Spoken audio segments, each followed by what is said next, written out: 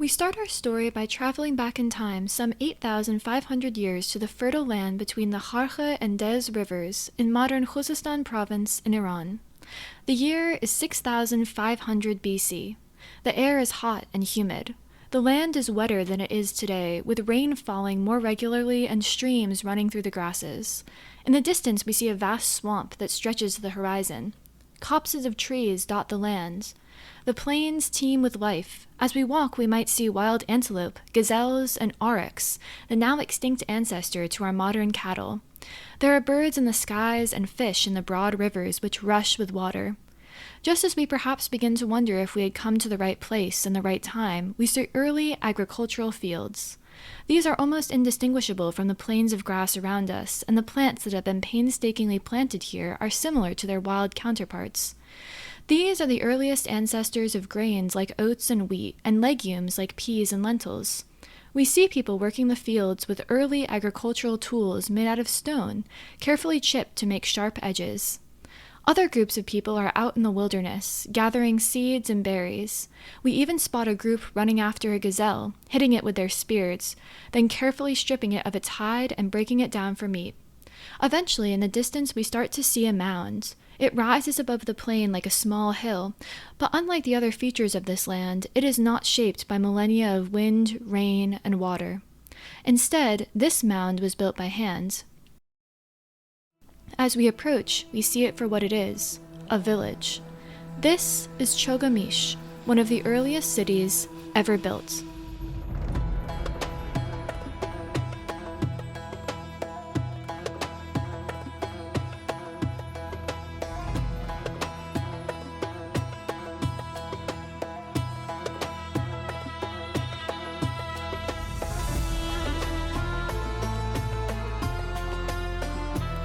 Hello, and welcome to the History of Iran podcast.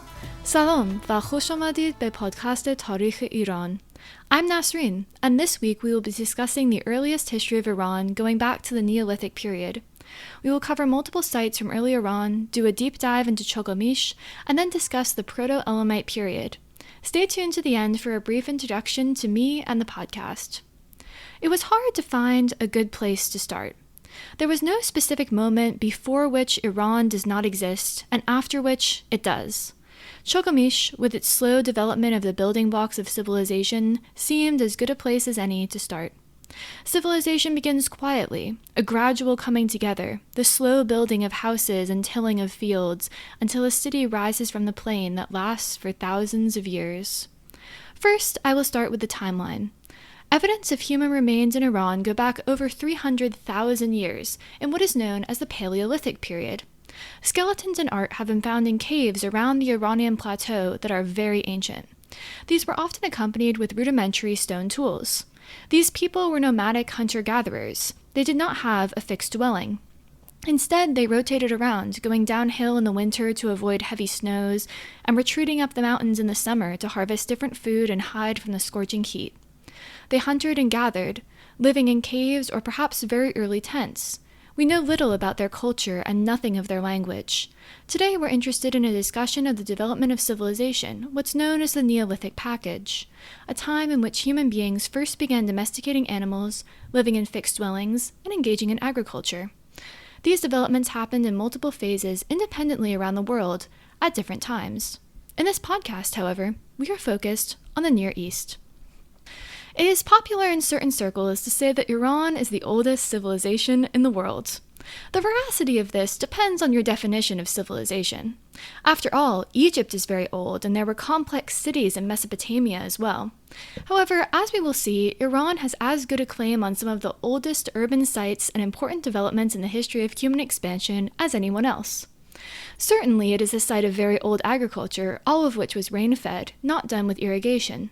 People lived in very small settlements of only 50 to 100 people. Some of these villages were likely only used seasonally, as people continued to move about nomadically with their herds. The climate and mountainous nature of Iran made it more difficult to adopt irrigation, which occurred in Mesopotamia.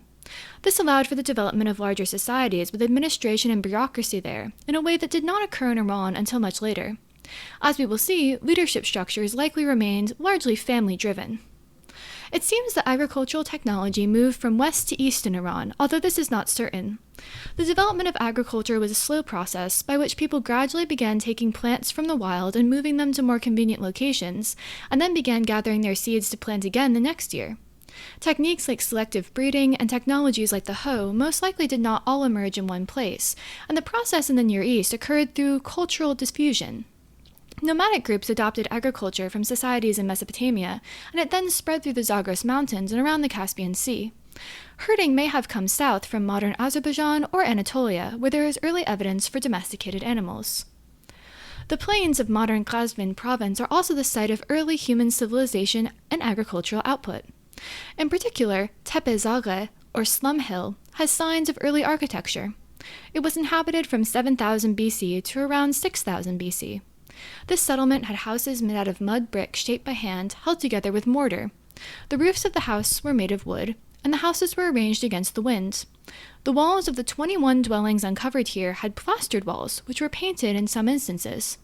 People buried their dead under their houses, which is common across the Iranian Neolithic. There is also some evidence for barns and other types of storehouses, and perhaps even early signs of a stratified class system. They also had kiln-fired pottery as well as figurines of animals and people, and tokens which may have been seals. It seems that around 6000 BC the site was abandoned and people moved to the nearby hill Tepe Gobristan, or Cemetery Hill. Pottery has been found at this site, and it is more advanced than that discovered at Tepe-Zaghe. It shows more advanced designs and glazing techniques, which is consistent with developments at Chogha Mish. Despite these sites being hundreds of miles apart, there was still cultural exchange even in the deep past. Also in the general vicinity is Segzآbاد Hill, which was the location of a small village that dates to 8000 BC. Unfortunately, this site was heavily damaged by earthquakes and subsequent attempts to dig up artifacts to resell, which makes it difficult to assess the age of the objects or to do the careful uncovery to find the deepest layers, which could tell us about the oldest settlements. Tepe Goran is another Neolithic site in the Zagros mountain area, but is almost 400 miles north of Chogha Mish. This is another of the oldest villages in Iran, with evidence of habitation dating back to the 9th millennium BC. Evidence suggests that settlements there were originally temporary, but that over time people began spending longer and longer periods at the site until they lived there permanently. Structures here were made out of wood and mud bricks, as seen at other sites. Similarly, people were buried under the homes, and there are signs of early agricultural tools. One reason why all of these different sites are relevant is the question of the spread of these technologies. Were they developed independently, or did one group bring them to others in the broader region of the Iranian plateau? If so, what did this process look like, and who was that first group? These questions are almost impossible to answer, but they are why I am bringing up multiple sites with the same evidence around the same region. We know much more about Chogha Mish than the aforementioned sites, in part because it was a larger settlement that offers us more data, and in part because more effort has been expended on archaeology here than in other areas. In particular, we will be using Chogha Mish as an example of what such a society looked like, how it worked, and what connections it had to the outside world. Chogha Mish is a direct precursor to the city of Susa, which itself is the predecessor of the Elamite Empire, the first empire we will discuss on this show. The first period for which we have evidence of urban or village life at Chogha Mish is called Archaic Susiana.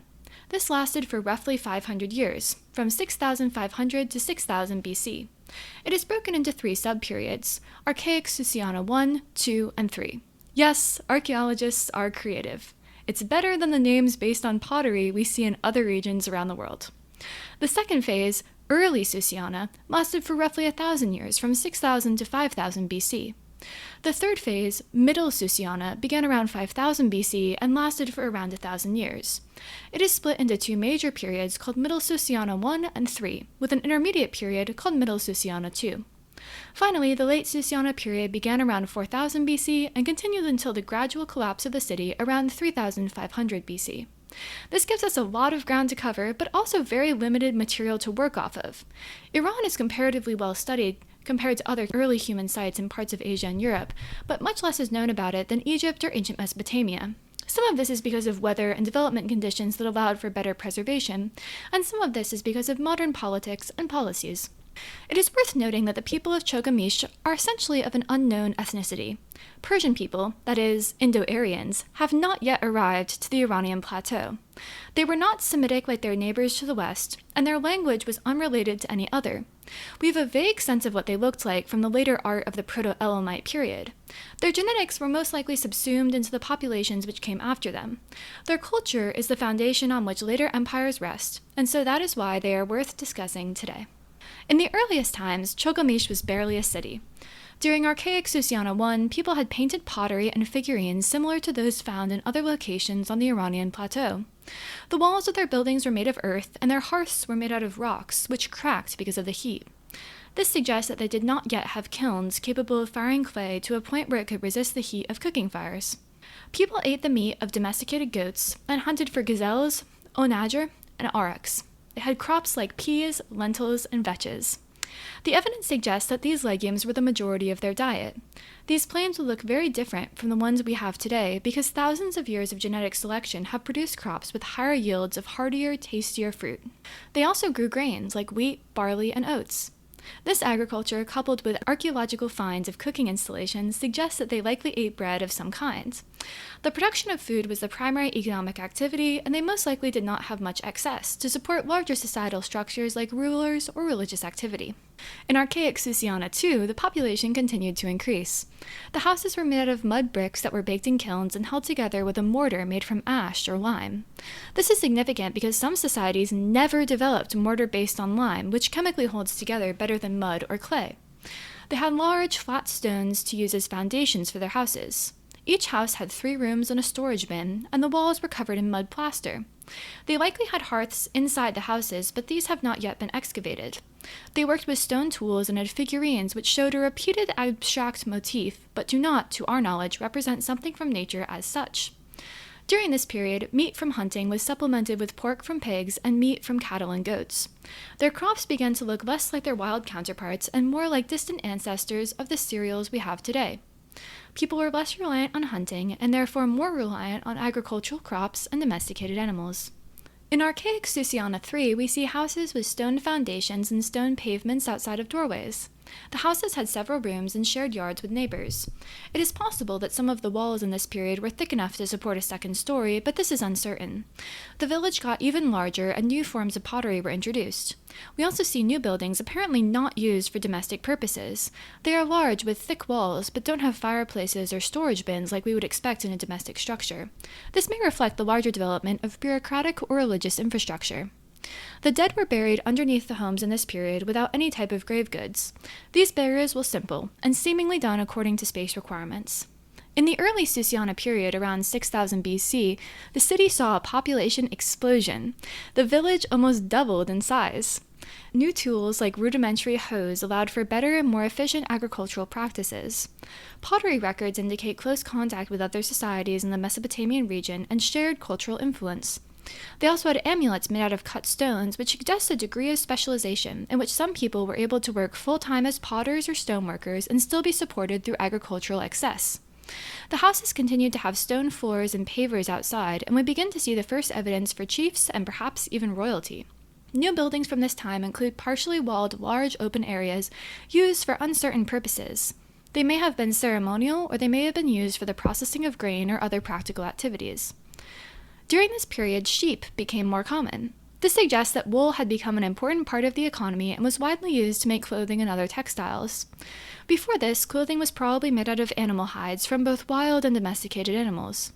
In early periods, domesticated animals were used only for meat, but as civilization progressed, people began to drink their milk and use the wool of sheep and goats for clothing and other textiles. Grains like wheat, emmer, and barley were staples of the diet. People continued to hunt, fish, and forage, but it was less integral than in the Archaic Susiana period. The Middle Susiana period begins around 5000 BC.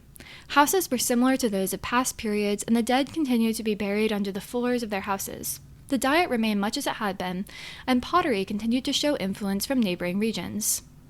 There is a somewhat mysterious intermediate period between Middle Susiana I and Middle Susiana III. The society went from a still small city with rather basic pottery to a very active site with vivid motifs of living creatures. The archaeological record does not tell us what transpired to provoke this change. Middle Susiana III was the most active time in the entire development of the site. The city had its largest population peak during this period. Perhaps as a result of urbanization, one building shows damage from fire, the sign of a city large enough to suffer fires and strong enough to rebuild. It also began to show further signs of class development. There were larger structures with more rooms, some of which were full of pottery jars and others with flint blades. This suggests chiefs or kings. In the Middle Susiana III period, the pottery was very different from styles which preceded it, and began to have designs representing animals like bulls, leopards, goats, and snakes, which had previously not been part of the archaeological record. Their art also shows us a connection to the broader Mesopotamian world. This area is known as the Fertile Crescent and the Cradle of Civilization because it was the ideal place for people to begin engaging in agriculture and domesticating animals. The Susianian culture had much in common with the surrounding Ubaid Mesopotamian Chalcolithic culture. Chalcolithic referred to the period between the Neolithic and the Bronze Age, where copper was beginning to be used more widely. These societies share pottery and artwork, which suggests somewhat close cultural ties. We will address trade further in the future when we begin to have more evidence for developed networks. The language of Chogha Mish is unknown because they did not leave behind any kind of script. It is likely that their language is connected to the language spoken by the Elamites, but there is no concrete evidence supporting this. By the late Susianian period, which began around 4000 BC, Chogha Mish had largely been abandoned. This is because Susa was founded at the time and became very regionally influential by 3200 BC. Some scholars believe Susa was actively founded by people fleeing from Chogha Mish and attempting to recreate it, but potential reasons for this are unknown as of now. Chogha Mish would see a resurgence during the Elamite period, but it would be under a different culture than the one that persisted for 2,500 years. As Chogha Mish was slowly losing population, a new power was rising just 30 kilometers to the east. This is Susa, the capital of Elam. Susa was likely founded around 4200 BC, and like Chogha Mish, its early history can be divided into three periods known as Susa I, Susa II, and Susa III. Susa III is also known as the Proto-Elamite period. Susa I lasted from approximately 4200 to 3800 BC. Susa II lasted from 3800 to 3100, and Susa III was from 3100 to 2700.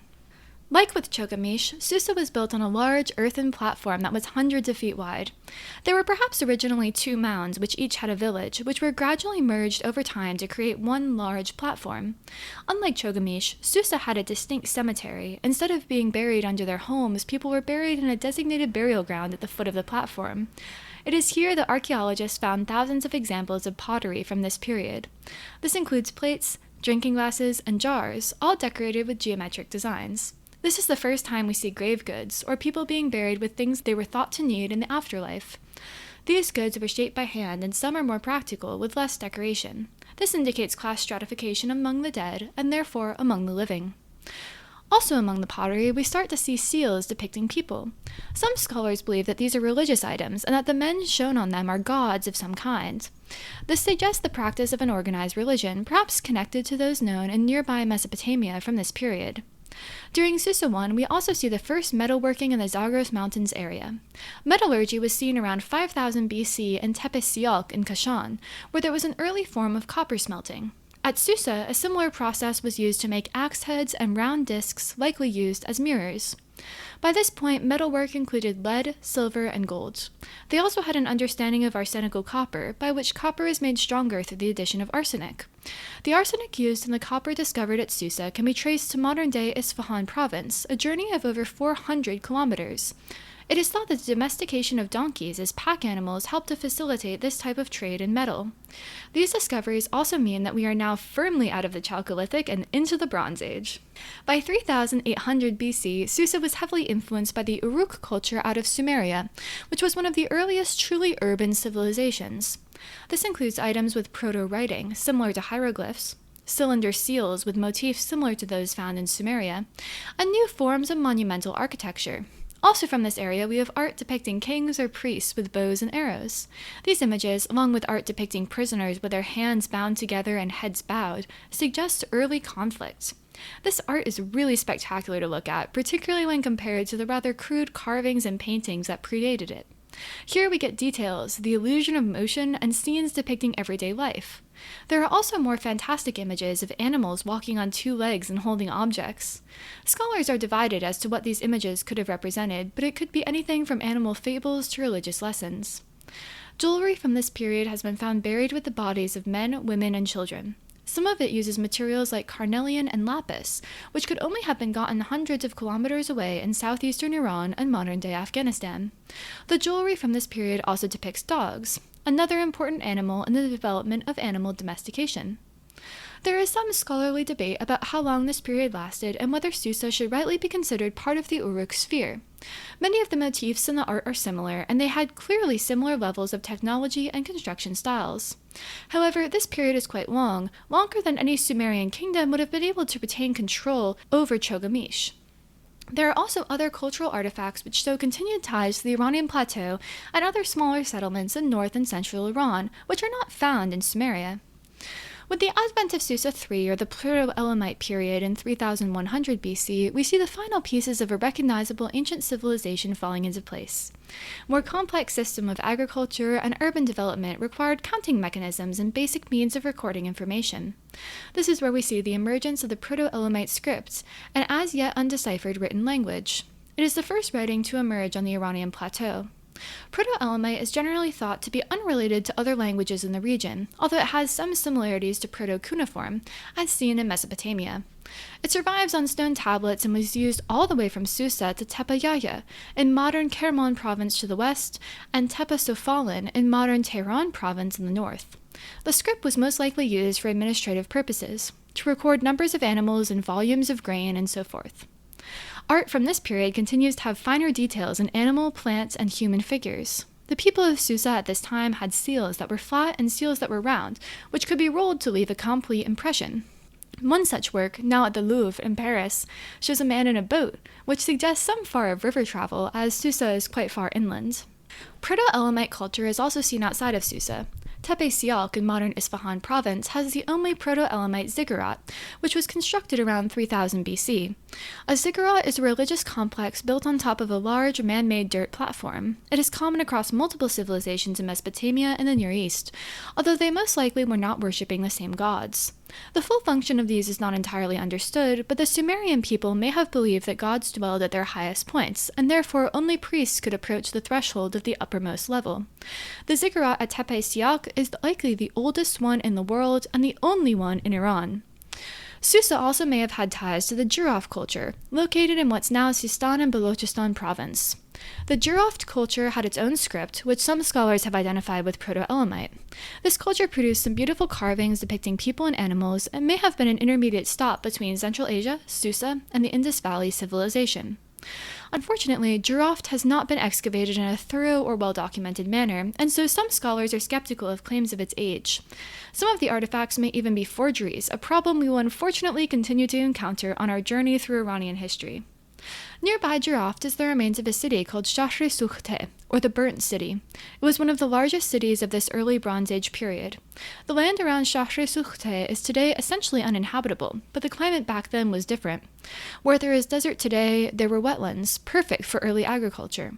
Although this site is significant for its massive cemetery, clearly delineated city with quarters for different activities, and its notable pottery, it is perhaps most famous for what could be described as the world's first animation. A pottery goblet discovered here shows 5 images of an ibex munching on a tree.